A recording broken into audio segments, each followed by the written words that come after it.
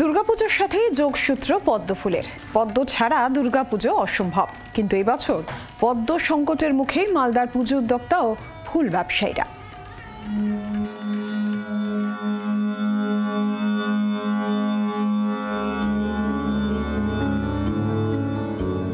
পুরাণে আছে দেবী দুর্গার পুজোয় পদ্ম কম পড়ায় রামচন্দ্র নিজের চোখ দান করেছিলেন দেবীকে।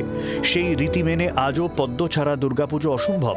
সন্ধি পুজোর সময় প্রয়োজন হয় 108টি পদ্মের, ফলে দুর্গাপুজোয় পদ্মের চাহিদাও থাকে তুঙ্গে। কিন্তু এবছর পদ্মের পর্যাপ্ত যোগান না থাকায় বিপাকে মালদার পুজো উদ্যোক্তারা। জেলার সব মণ্ডপ মিলিয়ে বাজারে চাহিদা থাকে প্রায় 3 লক্ষেরও বেশি পদ্ম ফুলের। এবছর পদ্ম চাষ অত্যন্ত কম, অনাবৃষ্টি এবং ইদানিংকালে হঠাৎ করে বন্যায় প্লাবিত হওয়ার জন্য আমাদের যে সমস্ত পদ্ম চাষের সঙ্গে যুক্ত চাষি ভাইরা তারা পদ্ম ফুল আহরণ করতে পারছে না। সবকিছু মাথায় রেখে দুর্গাপূজায় পদ্ম ফুল কোনোভাবে যেন ঘাটতি না হয়, সেই জন্য আমরা কোল্ড স্টোর ইন্ডাস্ট্রির পক্ষ থেকে আমরা বিশেষভাবে উদ্যোগ গ্রহণ করেছি। তবে দুশ্চিন্তা দূর করতে বেশ কিছু পদ্মফুল ইতিমধ্যেই হিমঘরে মজুত করেছেন মালদার ফুল ব্যবসায়ীরা।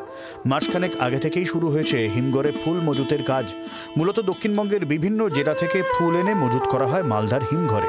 উত্তরবঙ্গের উত্তর ও দক্ষিণ দিনাজপুর সহ বিহার, ঝাড়খণ্ড থেকেও ফুল আসে এই হিমঘরে। তবে এবছর বন্যার কারণে ফুলের চাষ আশানুরূপ হয়নি।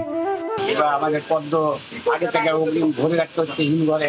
হিমঘরটা যদি না থাকতো তাহলে পদ্মের আরো সমস্যা হতো, পদ্ম পাওয়াই যেত না। একসময় উত্তর মালদার অধিকাংশ পুকুরে ব্যাপক হারে পদ্মের চাষ হতো, কিন্তু এখন সেই সব পুকুরে শুরু হয়েছে মাছ চাষ। ফলে ঘাটতি পড়ছে পদ্ম চাষে। পাশাপাশি নানান প্রাকৃতিক কারণেও ক্ষতি হচ্ছে পদ্ম ফুলের।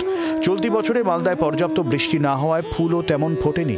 তাই পুজোয় পদ্মের যোগান দিতে হিমশিম ফুল ব্যবসায়ীরা। পুজোয় চড়া দামে ফুল বিক্রি হতে পারে, এমনটাই দাবি মালদার ফুল বিক্রেতাদের। মালদা থেকে রণজয় সিংহের রিপোর্ট, জি24 ঘন্টা। বাংলার আওয়াজ, বাঙালির আবেগ, জি24 ঘন্টা।